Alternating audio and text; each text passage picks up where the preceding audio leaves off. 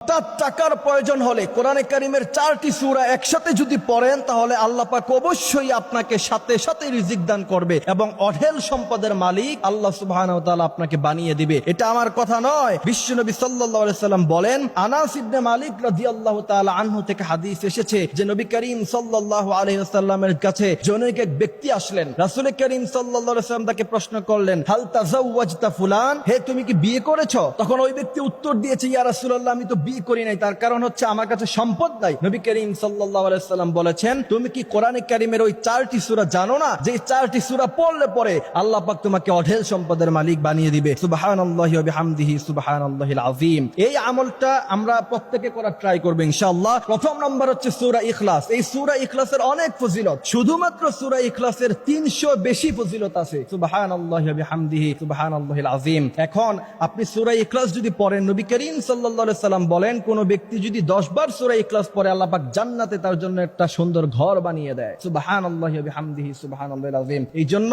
প্রথম নাম্বার হচ্ছে সূরা ইখলাস, এটা আমরা নিয়মিত পড়ব। দ্বিতীয় নাম্বার হচ্ছে সূরা নসর।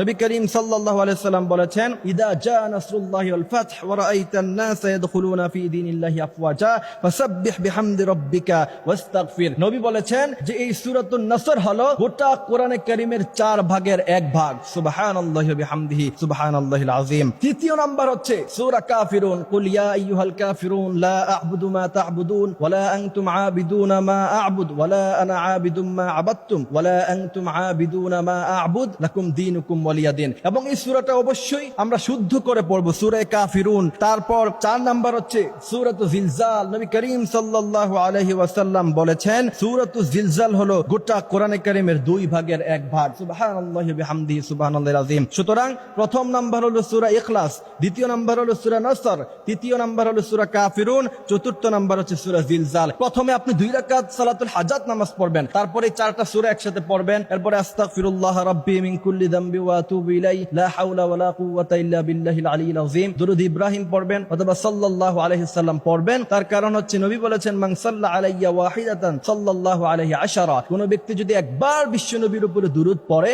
বিশ্বনবী বলেন আল্লাহ পাক 10 বার তার উপরে রহমত নাজিল করে।